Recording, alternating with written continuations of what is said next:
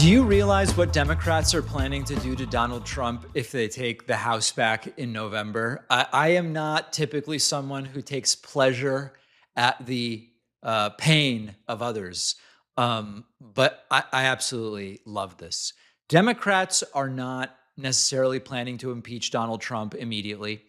They are planning something that is probably going to be even worse for Donald Trump, which is a broad investigation into the companies, the financial firms, the donors, contractors, and all of the foreign money surrounding Donald Trump and his administration. Now, I know some of you are saying, oh, this stuff again, it's not going to.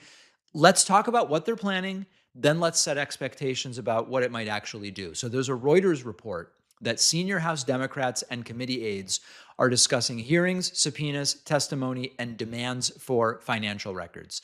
And the goal is figure out, did Donald Trump use presidential power to enrich himself, to enrich his family, his allies, or his donors? The answer is obviously he did, but are there actually going to be consequences? I think that this is a much smarter approach than just announcing another impeachment on day one, which would get short headlines. But then, assuming Democrats don't take the Senate, or even if they do, but don't have a majority, don't have a supermajority, I don't think it'll really go anywhere in the long term. It'll generate short-term headlines, but it won't go much further. What Democrats would be able to do is to make Trump miserable for the full final 2 years of his political life. Now, Democrats did learn during the first Trump term that impeachment will take everything over. And Trump was impeached twice. He was acquitted twice by a Republican-controlled Senate. And then both of those proceedings were used to portray himself as the victim. And when I talked recently about the difference between Trump's first campaign and his third campaign, it was that in the first campaign, he was the powerful person who was going to fix everything. In the third campaign, it was, I need to be your retribution because they've treated me so unfairly. I'm a victim, all of that stuff. This time, I like that Democrats are thinking about starting with the evidence. And if Democrats win the House, they get control of committees. They get power to issue subpoenas, which it sounds so technical, boring. The power to issue subpoenas is massive, to compel testimony, to demand documents, to hold public hearings and pursue contempt proceedings. I've spoken off the record to a bunch of Democratic staffers from some of the highest ranking Democrats. This is not like we might figure out kind of what to do if we win the House. They're planning now. They're being really specific right now. Now, of course, when Democrats do this, the White House is going to delay. They're going to resist. They'll ignore some requests. So they may go around the administration and seek records from private companies that can't hide behind executive privilege. And companies discussed as possible sources of info include Apple, Alphabet, Palantir, Blackstone, BlackRock, all the businesses owned by Elon Musk that have deals in business with the government. And there's no final target list here. And of course, nothing has started. Democrats don't have control of the House at this point in time. But these are all companies that are likely to be accused of some wrongdoing involving the Trump administration if this were to go forward, although nothing has been announced so far. Now, that doesn't mean the companies will be brought down or that they have criminal liability. It's simply they were involved in some way, shape, or form, maybe even just looking the other way while Donald Trump did his stuff. The point of all of this is make Trump miserable. Follow the money. Reconstruct what happened using records that Trump can't control or manipulate, and think about all the areas they can look at. We've got the Department of Homeland Security contracts. We have financing for the ballroom, corporate donations, pay to play, Trump-linked investment vehicles and scams, foreign sovereign wealth funds that are giving money to people in Trump's family like Jared Kushner and Steve Witkoff's kids. All of this stuff Democrats have already started laying the groundwork for, and they're starting to make requests to companies and contractors to preserve and provide information. Good. Companies can absolutely ignore the requests for now. When Republicans control the House, Republicans and these companies can ignore those requests. Those become subpoenas if Democrats win, and everything is going to change. Now, I know I understand, a lot of you are hearing this and you're going, David, this is the same old crap from the people who write and send strongly worded letters and write op-eds. Who gives a damn? The point here is we are going to be in one of two scenarios in 2028. Either MAGA is dead just dead, and it dies as a political movement, and they go bye-bye as Donald Trump goes and retires in Mar-a-Lago if he lives that long, or Trump is able to continue MAGA either through J.D. Vance or Marco Rubio, or who knows at this point in time. We just don't know yet. And this 11-year national and really global nightmare, which by 2028 will be 13 years, and by 2029, when that next president is sworn in, would be almost 14 years, continues. Multi-decade. Whether this continues into the 20-year range or we can finally end it and kill it sort of depends on how much of a tizzy Trump is thrown into during his final 2 years of the presidency. So this stuff really matters. Now, I need you to prepare you for something. When Trump ran in 24, he made it very clear, I'm going to seek revenge. We're going to lock people up absent due process or evidence. We're going to go after them. It's going to be, I'm going to be your retribution and all of this different sort of stuff. We say something different on the left. We say, if there's probable cause to investigate, it should be done. If the investigation turns up evidence that it's criminal, then there should be charges. If there are convictions, there should be punishment in life. But the Republicans are going to say, this is a revenge tour for Democrats. Every attempt to hold people accountable is actually a personal attack. It's motivated by individual animus. But we need to remember that we're talking about due process. And part of that due process is if Democrats take the House, they will have subpoena power. And that is constitutionally afforded to them. They're not only allowed, they are expected to do that. It's a responsibility. It's a duty. They have a constitutional responsibility to oversee the executive branch. So just because Trump has been on a revenge tour for almost 2 years now doesn't mean that if and when Democrats take control of the House and start investigations, it will be Democrats doing revenge. It will be Democrats getting the power to do what the House of Representatives is supposed to do. They will have subpoena power. They will have committee gavels. Trump has spent years avoiding accountability.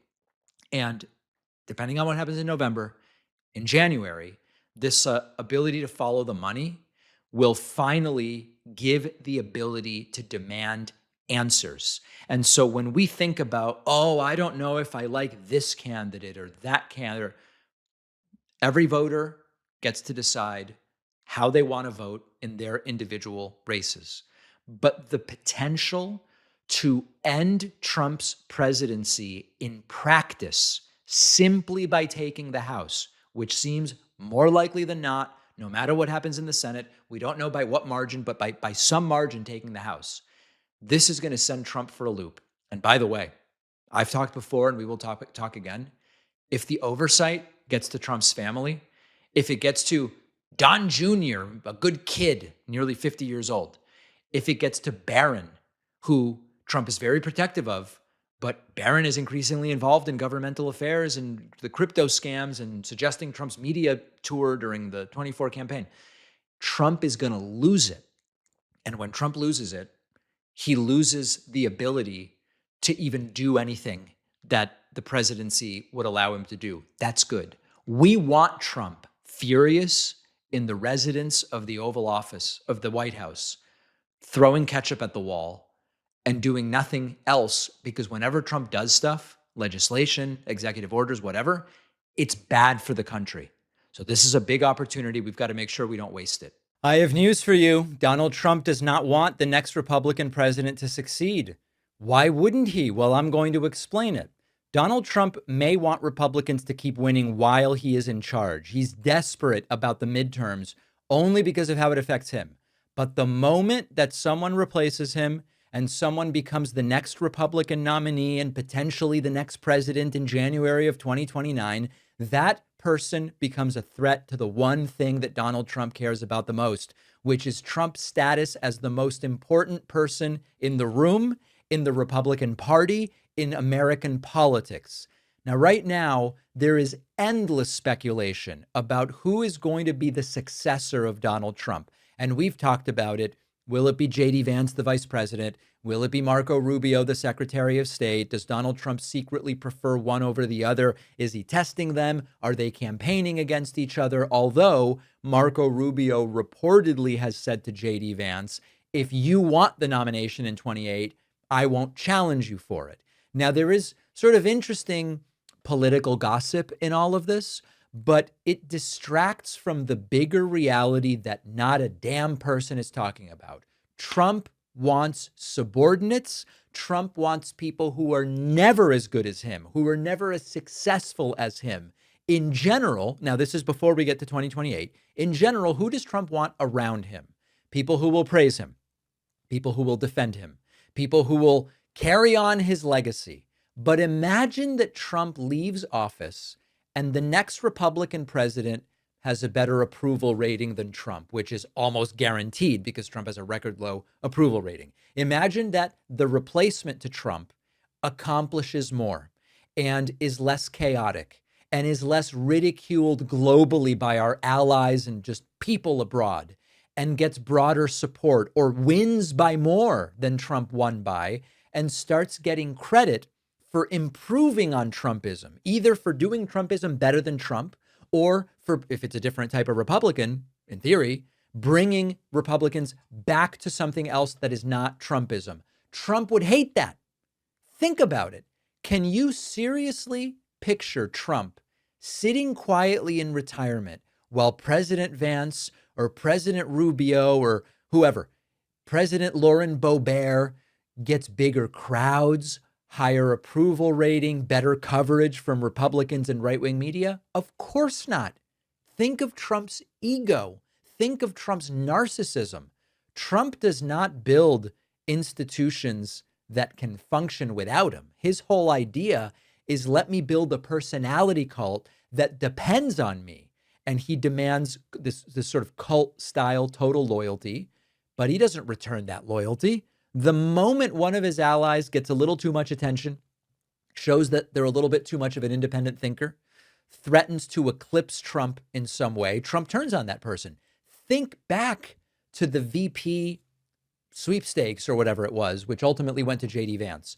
Trump's instinct was not to pick J.D. Vance.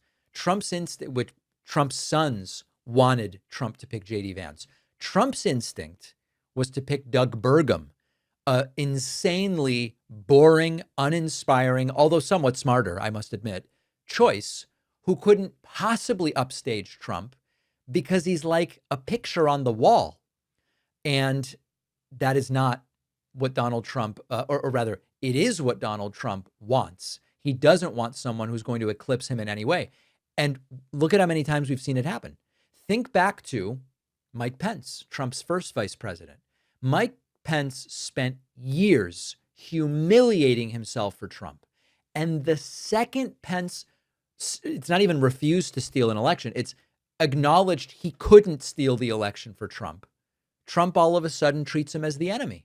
And Ron DeSantis goes, as soon as he questions some aspect of what Trump is doing, DeSantis goes from political creation of Trump to Ron DeSanctimonious. And then when he challenged Trump for the nomination, it was over between them. Almost everybody in Trump's orbit is valuable only as long as they serve Trump. So think about what happens when the entire Republican Party has to move beyond Trump, because after all, he can't be president again. Trump has every incentive to make that transition fail. If his successor loses, Trump can say, see, they did need me. I was unique. I was the only one that can do it. If Trump's successor wins but struggles, Trump can say the country was better when I was president. And if the successor wins, maybe by more than Trump won by, and actually does okay as president, Trump can criticize and undermine and sabotage him before the Republican base transfers its loyalty. The safest outcome for the ego of Trump, which is even bigger than he is, if you can imagine that, the safest outcome for Trump's ego is a Republican Party that can't survive without Donald Trump, so that he can go, see, I told you you needed me. I told you I was the only one who could do this, and I was the best.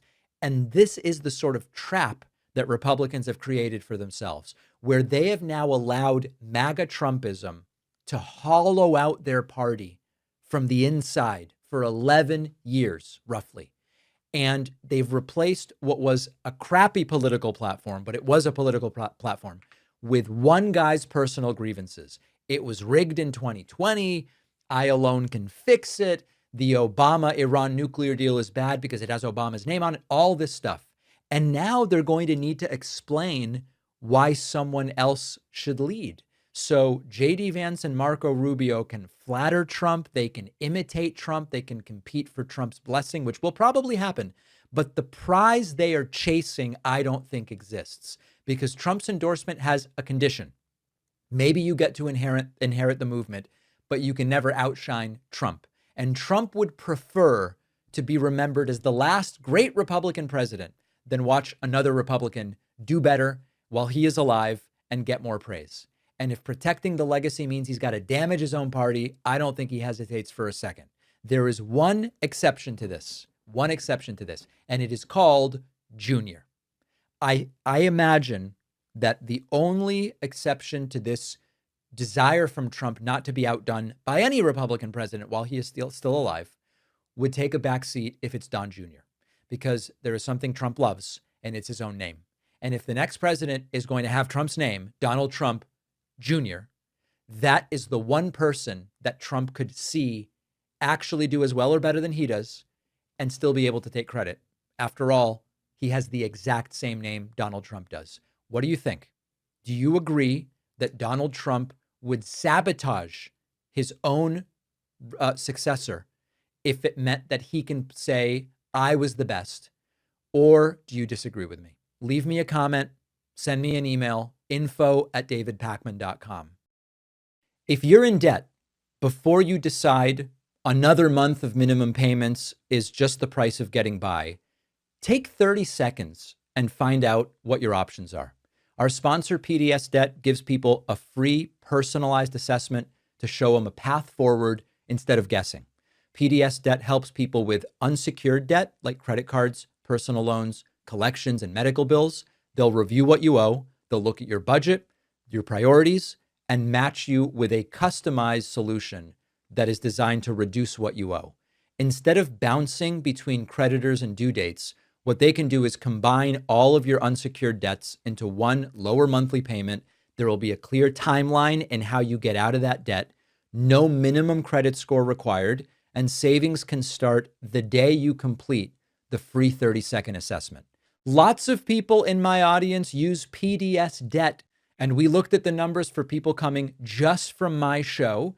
It turns out the average David Pakman Show viewer who uses PDS Debt saves an average of $24,994. PDS Debt is the top rated in the industry. They've got thousands of 5-star reviews and an A+ rating from the Better Business Bureau.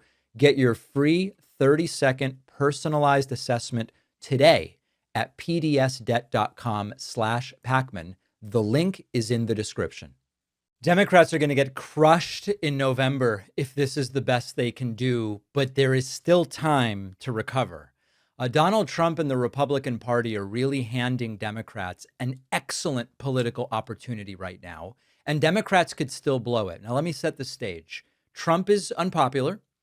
His Iran war has driven up prices of all kinds, gas prices, energy prices. His signature law, the big beautiful bill, the big rancid bill, the big nasty bill, whatever you want to call it, it's underwater. People don't believe it helps the average American. The administration is drowning in corruption. There's chaos, there's extremism, there's loyalty tests. And Republicans are out there openly panicking about the midterms. We've seen the clips. We've seen all of the panic and the fear. That all seems like it would be great for Democrats. And indeed, if you look at the generic congressional ballot, Democrats are doing really well. The House map is favorable. The president's party usually loses seats in this midterm. Wonderful. That's all delightful. But we still have the elections for a reason. You still have to win the elections. And if the worst team in the league turns over the ball 10 times, sets their locker room on fire and whatever, you don't automatically win. You play the game for a reason. You've got to put the points on the board. We still do the elections. We are now under 100 days from the midterms, and Democrats have unveiled something called the Fighting for an Affordable America agenda. Now, affordability is the right issue. People vote on housing, healthcare, groceries, childcare, energy costs. People are getting crushed by housing, healthcare, groceries, childcare, energy costs. So that makes sense. But fighting for an affordable America kind of sounds like a nonprofit conference held at the airport Marriott in Cleveland Airport or something like that. I mentioned that because I was once at I don't know if it's a Marriott, but I once went to a conference at the airport hotel at Cleveland Airport. So what does that mean? Well, what will Democrats actually do? What legislation is going to make America and their lives more affordable? How much money will a normal family save? Who made life more expensive? How will Democrats stop them if they take the House? Voters should at least be able to name, I don't know, like a couple things, 2, 3 things Democrats will do if they win. Will you lower healthcare premiums? How? Will you reduce childcare costs? How? Will you build more housing and punish corporate price gouging? How are you going to do that? Whatever the things are, pick them, attach numbers, and repeat them endlessly. We are fighting for affordability. It's a theme. It's a great theme. We are going to save you $500 a month is a message. Now, you need to be able to deliver on it. You need to be able to define how you're going to do it. The other thing I don't think is going very well right now is Democrats need to better define the opponent. Trump promised to lower prices immediately, which we knew he couldn't do, but he promised to lower prices immediately. And instead, he put blanket tariffs on everything, which raised prices, launched a war, exploded the deficit, cut healthcare, and passed the big, beautiful bill tilted towards wealthy people. Make every Republican candidate defend that. Why is gas so expensive? Why'd you vote for Medicaid cuts? Why does Trump's signature law that you voted for help high earners more than working families? And the danger is Democrats may assume that because shit's bad right now, voters will know the exact why and understand why voting for Democrats in a midterm is going to help that. And I don't think voters know that right now. One of the things Republicans understand is repetition. They choose one really clear claim and they say it 50,000 times. Democrats do a policy framework and we're scheduling roundtables. And then they go, why aren't people hearing about this? Why aren't people more enthusiastic? So the message needs some conflict. It probably needs a scapegoat. I write about this in my forthcoming book, Pay Attention. One of the things that is more natural to Republicans is villain, scapegoat, who's to blame, and direct path to here's the alternative. And I am not suggesting Democrats lie or fabricate stuff, but you have to think about that moral kind of framework. By the way, there's a chapter on this in my book. I hope you've pre-ordered it at davidpakman.com/attention. There's a very limited number of signed copies available. Anyway, Trump made your life more expensive and Republicans helped him. And this is why I've expressed frustration I understand running on the idea that Trump sucks. Okay, that's part, but Trump's not on the ballot. And I understand running on the idea that I'm a better option than the Republican that currently represents you. Fine. But there's something missing from this, which is even if you don't have a problem with your member of Congress or your senator, if they are a Republican, rubber stamped all of the crap that Trump did. They have to be held accountable. They are on the ballot. And then, okay, here's 2 or 3 areas where Democrats are going to make life less expensive. Now, this mostly applies to the House. The Senate is more complicated. Only about a third of Senate seats are up for election each time. And the particular states that vote this year kind of matter more than the national environment. And Democrats could have a strong year in general. They can win the House, but you can still struggle in the Senate because there just might not be enough realistic pickups for them to make. That is what makes wasting favorable House races even less forgivable in my mind. Candidate quality matters. Democrats need people who can speak naturally, withstand attacks, explain the agenda. And one of the things we learned in the 2024 election is that just talking about, you know, threats to democracy and abortion rights and authoritarianism, I think these things are so important. But I also want to win elections. And so if you want to talk about democracy, authoritarianism, abortion rights, et cetera, you have to connect it to everyday life in an emotionally salient and direct way. Trump abuses power to enrich himself while you pay more. Republicans are ignoring corruption by Jared Kushner and Steve Witkoff's kids and whatever, while cutting your health care. Democrats have been given an opponent failing in just about every way, but that guarantees nothing. It gives you an opening. That's all it does. And the election is not going to sort of grade Democrats on how terrible Republicans are. It's going to ask, have Democrats offered a compelling reason to vote for them? And this vague slogan of this affordability thing, if that's the best they can do, they could end up getting crushed by a team that should be impossible to lose to.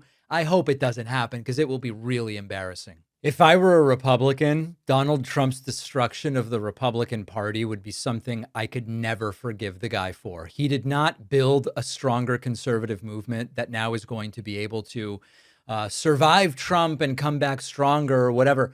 Donald Trump hollowed out one of the two major political parties of the United States. He replaced its beliefs with personal loyalty and conspiracy theories. And Donald Trump has left Republicans completely unprepared for the day that he is finally gone. Now, if this show existed before Trump, you know, if you've been following politics or this show since before Trump was president, that the Republican Party had serious, serious problems before Donald Trump. They had extremism, they had conspiracy theories, they had racial grievances, they had anti-democratic impulses. None of that just appeared out of nowhere in 2015. But what Donald Trump did is he took the absolute worst of all the forces within the Republican Party, rewarded the absolute worst people who were promoting them, and then said, this is going to be the party's identity. You either follow me into this or I will do whatever I can to ruin your political career. Now think back. This sounds almost crazy to think about. Republicans once said they believed in free trade. That was like an important principle. And then Trump came in and he promoted and then imposed global tariffs. And for the most part, the party has gone, yeah, I mean, listen, they're good. That's why we do it, even if they can't really explain it. There was a period where they said, we oppose foreign wars. We're getting more isolationist, not the neocon wing, but some of the Republican Party. And then Trump comes in and he starts a war with Iran. And I mean, listen, I guess like most of self-described MAGA supports it. Some Republicans do, some Republicans don't. They spent years saying, we must get the Epstein files. This is the most important thing. Elites are preventing us from finding out who these horrible pedophiles are. And Trump started to resist releasing them. And some of his most loyal followers all of a sudden said, hey, you know what? You're right. The files actually don't really matter. There's nothing there. Dan Bongino said there's nothing there. And so did Kash Patel and Pam Bondi or whoever else. So the starting point is that while Republicans used to have an ideology, which I disagreed with, but they had one, MAGA has no stable ideology. It's whatever Trump is right. Whatever Trump says, that's what our ideology is. That can work, and arguably it has been working, but it only works while Trump remains the unquestioned leader. When Republicans need somebody else, that becomes a total disaster. Now, J.D. Vance, I guess apparently, wants to inherit MAGA. Marco Rubio may be an alternative. Rubio has said he wouldn't challenge Vance, but who knows what will happen. None of the people right now, kind of in the ecosystem of we might try to be the next leader of MAGA, none of them have what I call Trump's weird gravitas. It is gravitas. It's weird. It's charisma, but it is weird. They don't have that. And they also don't have the personal bond that Trump built with his supporters, a bond which is insane because Trump promised he's going to help people he doesn't give a damn about. So this is a real problem for Republicans after Trump. And Trump has zero interest in solving this program, this problem that they've come into. Now, a normal party leader, Bill Clinton, George W. Bush, right? Normal party members, party leaders, they want a successor that can kind of preserve the coalition that they built and keep winning. That's what a normal leader of a party would want. Trump doesn't want that. Trump wants the party to fail once he's gone. If a leader ends up succeeding Trump and succeeding, like succeeding as in replacing him and succeeding as in doing well, Trump would see that as competition for legacy. Imagine for a second that Vance or Rubio become the Republican nominee and they become president, and they're more popular than Trump. They have higher approval, or maybe they even win the election by more. They get problems. They get credit for fixing problems that Donald Trump created. Trump would hate that. You think Trump wants to sit at Mar-a-Lago seeing his successor be more popular and more successful? Trump wants whoever replaces him to not do well so he can sit there and go, see, I was special. It wasn't just that the country changed. I was actually special. And so this is part of why he plays these games of, oh, should I pick JD or should I pick Marco Rubio? He wants to keep the would-be successors insecure and competing for his approval. He wants to be the sun at the center of the solar system and everybody else kind of orbits around him. And look at the money. Trump has a super PAC. This is not getting attention, by the way. Trump has a super PAC sitting on $400 million. 400. They've spent about $2 to $3 million helping Republican candidates for the midterms. That is a fraction of 1% of the money that Trump controls. Republicans need help in the midterms. They're probably going to lose the House. A bunch of winnable Senate seats aren't looking so good. Trump has $400 million in super PAC cash, and he's hoarding it. He's hoarding it because, number one, he doesn't really give a damn about these people. He only cares to the extent that it's good or bad for him what happens in November. Having the money gives him leverage. Having the money gives him attention, people coming and groveling and going, please give me a little bit of the money. And Trump has also, in the midst of this, purged independent thinkers and just elevates the professional sycophants to fight back against what he sees as betrayal, meaning any compromise is betrayal. If you're a Republican trying to make the party more moderate, after Trump, you risk being denounced as rhino scum. And this is the trap that Donald Trump has kind of set for the future of the Republican Party. Now, I am not under the delusion that when Trump leaves, MAGA disappears and the Republican Party goes back to John McCain and Mitt Romney. I think that the anger is going to remain. The cruelty will stay. The conspiratorial thinking is all going to stay. But Trump won't be there to hold it together. And the movement is likely to fracture into these factions. You might get one faction that does want to go back to McCain-Romney style Republicanism. You'll get a faction that just wants to stick with what MAGA Trumpism has been. You'll get a faction, if people like Peter Thiel have influence, that will go kind of techno-libertarian isolationist. That's more the direction I think is Vance's real politics right now, when he doesn't have to just publicly defend whatever Trump does. And so what will end up happening is that in 2015, Republicans will have surrendered their party to one man's temporary power. And when he leaves, Trump doesn't give a damn that the party is likely to fracture into 3, maybe 4 different kind of contingents. What Trump will care about is, do they miss me? Do they acknowledge that I was better than JD? I was better than Marco. I was better than whoever comes next. That's what Trump cares about. And Trump would get the ego boost, not from handing off a successful party to the next Republican candidate. Trump would get an ego boost from the next Republican failing. So Trump can go, told you, I should have run again. I should have been allowed to do another term. That's what Trump's ego dictates that he wants.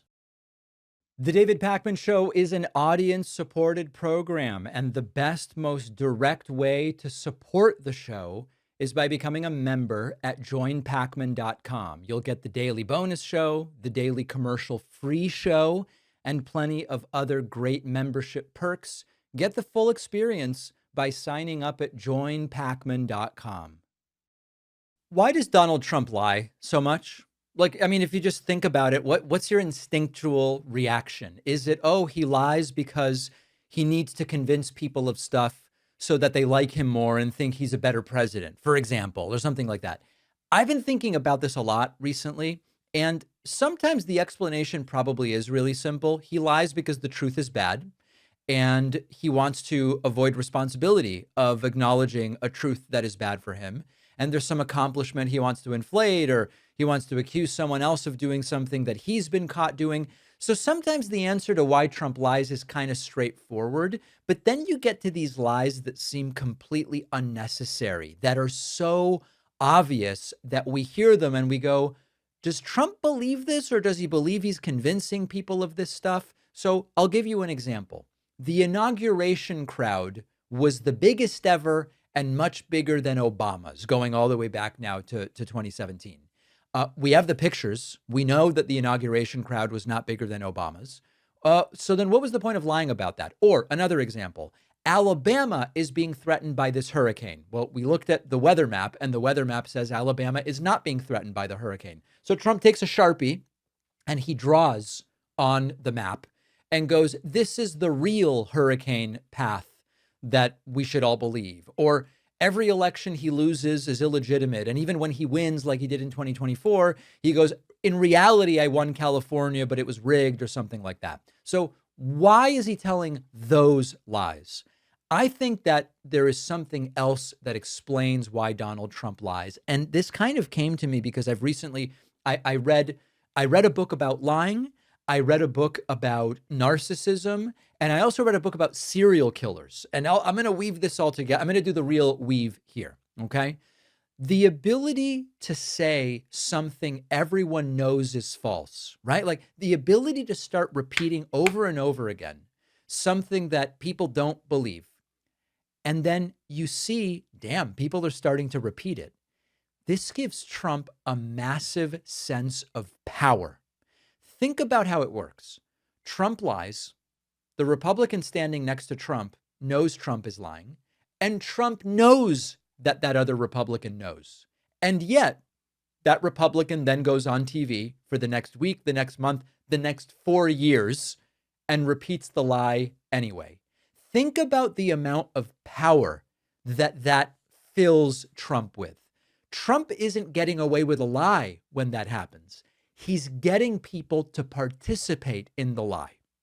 And the question that's implicit in this is, am I so powerful that I can make you publicly reject what you know to be true and accept and parrot my version instead?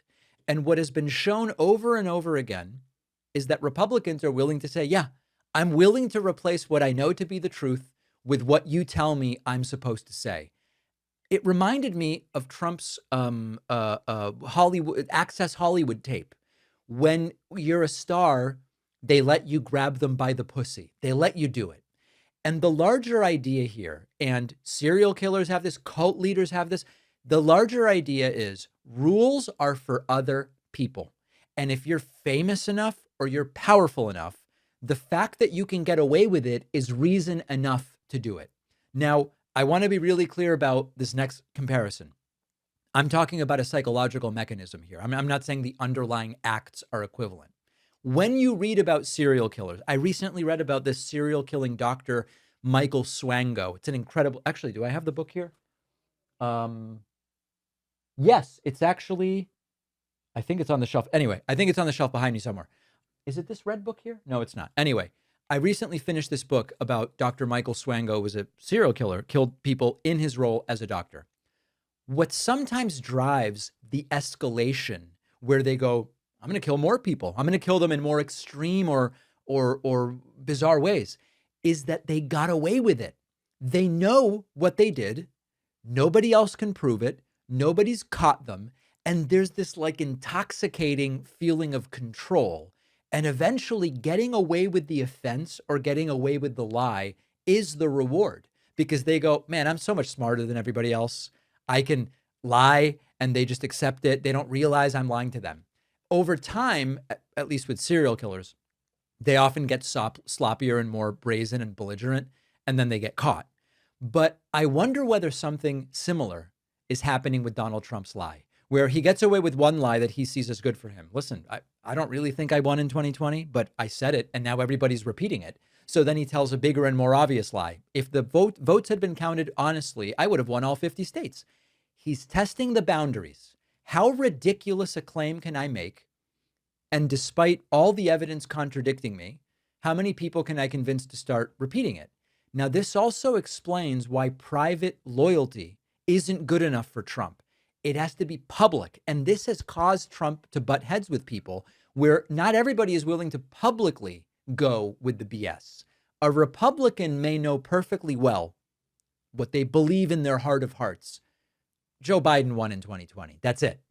But when you publicly say it was stolen, it proves that loyalty to Trump matters more than the truth. And to some of these Republicans, it matters even more than their personal dignity. The humiliation is kind of part of the test. Trump, in a sense, gets off on, I'm getting these people to say stuff they don't even really believe because they're scared of me, or they know I'll go after them, or I'll primary them, or whatever the hell. Now, I don't think every Trump supporter literally believes. So you both have people who do fall for this stuff and repeat it because they've been convinced, and people who repeat the lies not because they believe it, because they know that that's how you signal that you're on Trump's side. The facts don't have authority over me. And so this is why when you fact check Trump, it's often kind of inadequate because the correction assumes Trump tried to convey accurate information. He's not trying to convey accurate information in general. And he's often actually doing the opposite. He's demonstrating, look at me. I can lie. Everybody can know I'm lying deep down, but they're going to submit anyway. They're going to say that I'm right.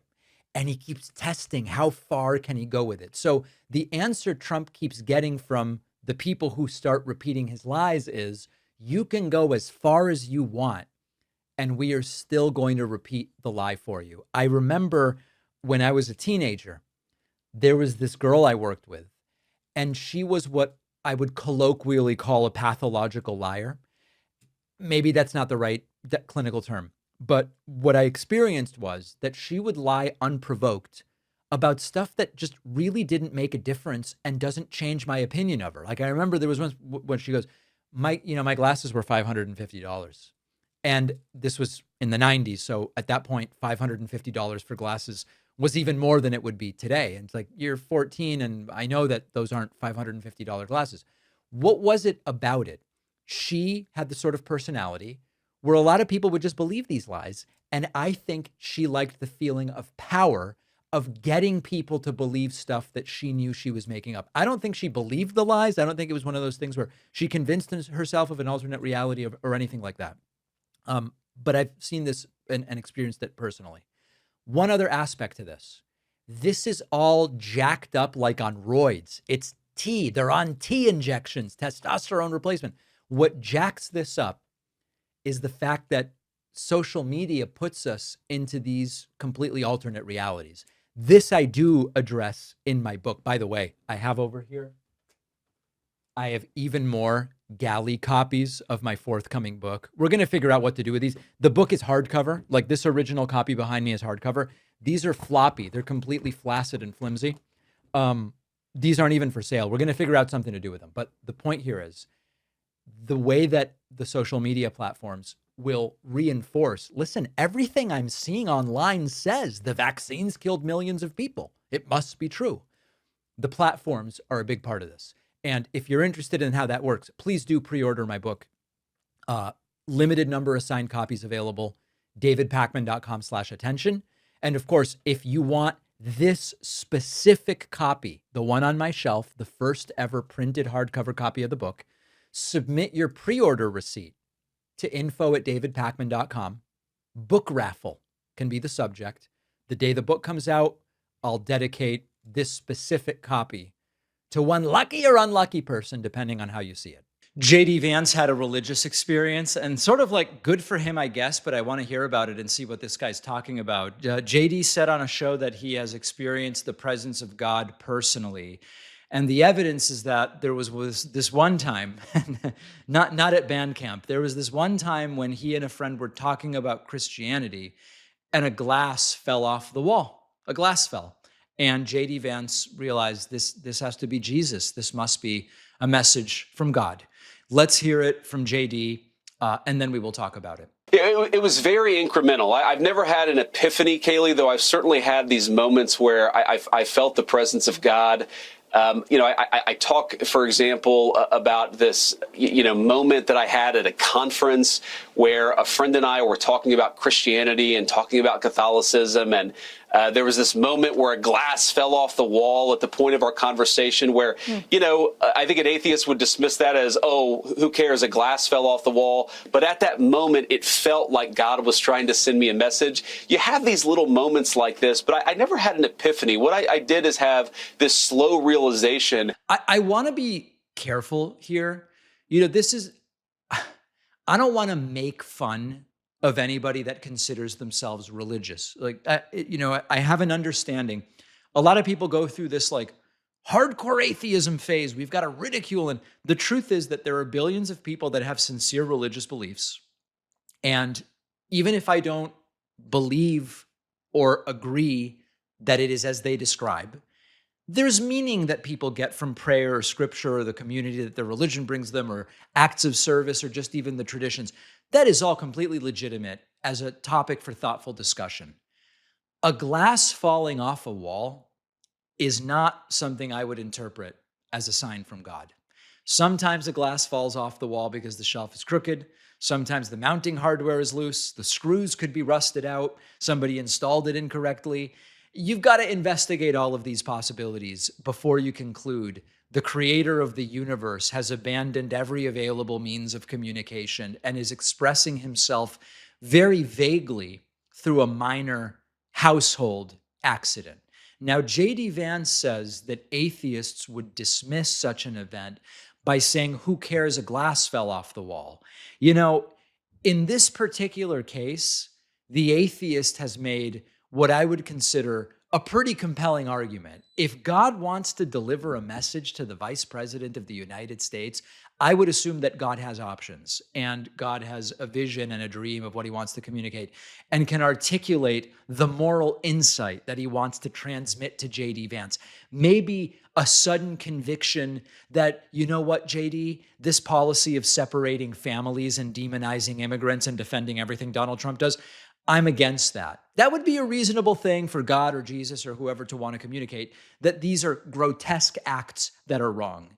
But instead, a glass fell off the wall. And I'm not like big on this whole interpreting these vague events. But if God is knocking glasses off of JD's walls, the message might not be, you're my chosen political vessel. The message might be, JD, you're screwing something up here. You really got to rethink this one. Now, maybe this is actually less about divine endorsement and more a sort of heckling. Like God is watching people like J.D. Vance, and I'm serious here, contort Christianity into a political permission slip for being cruel. And somewhere in the celestial control room above us, a glass is launched across the room to try to prove a point. So listen, respect for people for whom their faith or the traditions associated with it are meaningful and valuable. But I don't believe that faith requires pretending every coincidence is supernatural and a telegram from God of some kind.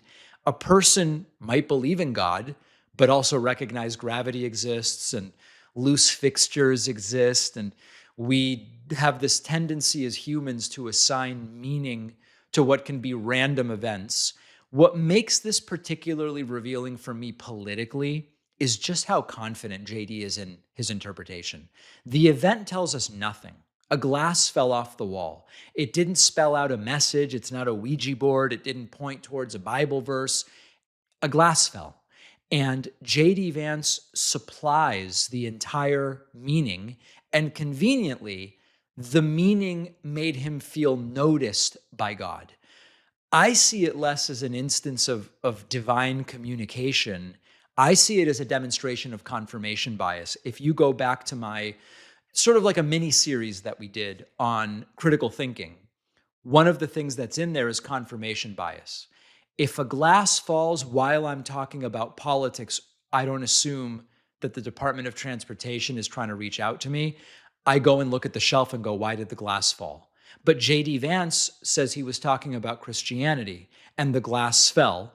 So it must be heaven sending him a signal. There might be a more modern interpretation here. Hire a handyman or something like that. And one of the things that I think is really important when, that there's people who go, religion is a private thing, or others who go, no, we need to know exactly what your religious beliefs are, especially if you're in elected office, so we know whether your particular position on an issue is rooted in scripture, which we might not like. Both are sort of like legitimate questions or approaches that people can take. What really I find sick is those who use their religious beliefs to justify policy. Should the policy of the United States on abortion be one thing or another because some religions have a particular view about abortion, but others have a very different view? For example, in Judaism, abortion is much more related to the life of the mother. And most Judaism, other than the most Orthodox, which is a relatively small percentage of Jewish people, is pro-choice. And why would it be that because some Pentecostal pastor or Baptist pastor or whatever says no abortion, that should be put above the beliefs of other religions? What they will often come back with is, well, this is fundamentally a Christian nation. Not insofar as the laws must be based around Christianity, but it's mostly Christians. But that's not what's in the Constitution. And so we can't let them get away with this sort of crap. JD isn't doing it in this segment, but it's God is speaking to me. There was a specific message here. And then the way they transition is we should actually be making law based on the messages we believe we've gotten from deities. It's unconstitutional, and we really don't want to let them get away with it. If you like this show, I would love for you to get my Substack writing. Each day, I'll send you a rundown of what's on the show, what's happening, what matters, why. It's free, no spam. Substack is also the only place where we own our data. So if we get censored on social media or on any platform, Substack's going to be the only way I can tell you what is going on. Sign up now at davidpakman.substack.com. All right, I've spoken with political staffers working for both Democrats and Republicans, and I want to tell you something that they both believe, and they believe that you are all going to fall for it. Right now, there is a belief that everybody is ultimately going to fall for the AI slop. Now, let me explain what I mean by this. I've spoken to mostly Democratic, but also some Republican staffers, just about like the outlook on campaigns and politics and what's coming. They mostly unanimously believe that campaigns are going to manufacture synthetic audio and video, and even potentially like just completely synthetic events that never took place, and that enough voters are either going to believe the content or they're going to stop caring whether it's even real. Now, Democrats and Republicans are arriving at that conclusion for different reasons, but this is like, there's a lot about the coming AI wave in my book, Pay Attention, but it's really important to understand the dynamics of this. There are Republicans who see an audience that has been conditioned to distrust legitimate information. And if an embarrassing video of Donald Trump appears, they've already been going, no, it's AI. If a fake video of a Democrat appears, they'll share it 1 million times because they want it to be true. So on the Republican side, by saying you can't trust the media, you can't trust institutions, don't believe what your eyes and ears are telling you, just believe what Trump says, they have set up an environment where if AI stuff that Republicans like shows up, they will just go, it's real, we're spreading it. And if anything shows up that they don't like, which is real, they'll just go, it must be AI. Oh, Trump was falling asleep 4 times in a week on camera. It just must be fake. So that's Republicans. The Democrats I've spoken to see AI really as inevitable, which I see it as inevitable as well, cheap, fast, and scalable. And they worry that if Democrats don't use it, it will be unilateral disarmament, while Republicans are just going to flood the internet with synthetic content that helps them and hurts Democrats.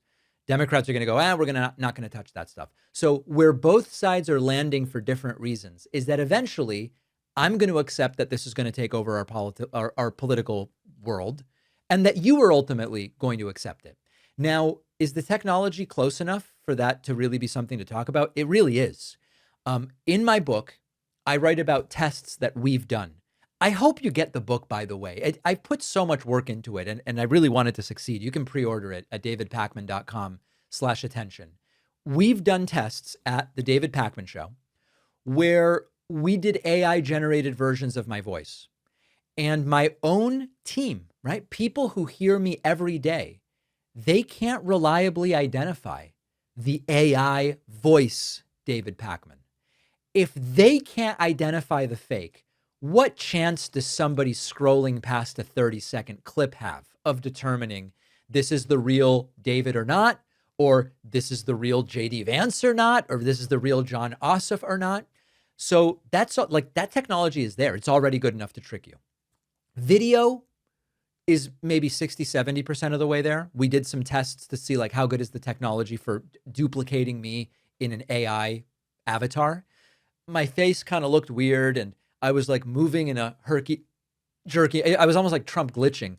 But 60, 70% of the way there, if it gets a little better, people watch on small screens, they're distracted. These things don't have to survive forensic analysis. They just need to look good enough for a few seconds and then somebody shares it, somebody likes it, and that's it. So this goes way beyond just fake video of candidates, because think about what campaigns are going to be able to do. Campaigns could create synthetic supporters describing experiences they never had. They could manufacture protests that never happened. They can generate, thousands of personalized attack ads targeting each voter's fears, or, you could have a candidate appearing to tell gun owners confiscation is coming and telling Jewish voters that rampant violent anti-Semitism is going to be allowed, and Latino voters are going to be told your community is going to be blamed for crimes you didn't commit, or whatever, right? You can scale all of this stuff, and none of it has to be real. The worst part of all of this is that it will make the real evidence easier to deny. If you get a politician caught on an authentic video, they can go, oh, that was a deep fake. And this is the liar's dividend, is what it's called. AI produces convincing lies, and it gives dishonest people a new escape from accountability because they can go, oh, yeah, that's not real. I write about this in the book. And the central question is not really like, is AI going to be good enough to trick people? I'm telling you, the audio stuff is already good enough. That ship has sailed. It's going to be good enough. The bigger question is, what regulatory infrastructure do we need? What will audiences tolerate, either in terms of stuff they know is AI or not knowing whether stuff is AI? And will political ads have to disclose synthetic content clearly? We've already seen the Trump administration put stuff out that contains AI or even like video game sequences, all this stuff. What will be the disclosure requirements? Can you flash it microscopically at the end after people have already fallen for it? And then are we going to have a system that is reliable enough to show where did this originate? How was it altered? What's real about it and what's fake? When a fake video gets 40 million views in 36 hours right before an election, and then the day after the election, it gets debunked, what do? Does that invalidate the election? I don't think so. Not by the laws as I understand them about elections. So we have political and legal systems that move really slowly. It reminds me of this thing where this was like a decade ago. I believe that there was a period of time where in New York State, for you to be considered to be in possession of child sexual abuse material, I hate this term, but some people know it as kiddie porn. I think it's such a minimizing term. It's child sexual abuse material. There was a state law, I think it was New York, which said, if you look at it in your browser, you haven't downloaded it. And therefore, the law doesn't apply to you. You have to like right click, save target as, have it on your hard drive. Even though it's in the browser cache, there was this weird technicality about the law. And until that loophole was closed, there were people who were getting out of trouble because of that. Our political and legal systems move really slowly. And this synthetic content can spread instantly around the world. And I don't think that the legal system is set up to deal with that. Now, if I ask myself, what do most viewers want? I don't think most viewers or voters want campaigns that are done by fake candidates speaking to fake supporters about fake events. I think they want genuine people. They want to know the person asking for my vote actually said the words coming from their mouth. The creator talking to me about candidates really said this stuff. Maybe I disagree with the creator, maybe I disagree with the candidate, but I want to know what people are really saying. The question is, who is going to enforce that? Because if campaigns learn the AI slop is effective and it's cheap and most people don't know that it's fake, they have the ability to produce unlimited amounts of it given enough compute power. And so some kind of enforceable disclosure needs to be there. Platforms need to be able to act before the election altering fabrications get millions of views and maybe affect campaigns. And regardless, the technology is going to advance. The undecided part is, will we allow political operatives to turn reality into another campaign variable? Maybe you get reality and you get a fake version of reality. And how likely are people to fall for it? And how are they going to react if and when they learn that they fell for it? These are really the key questions.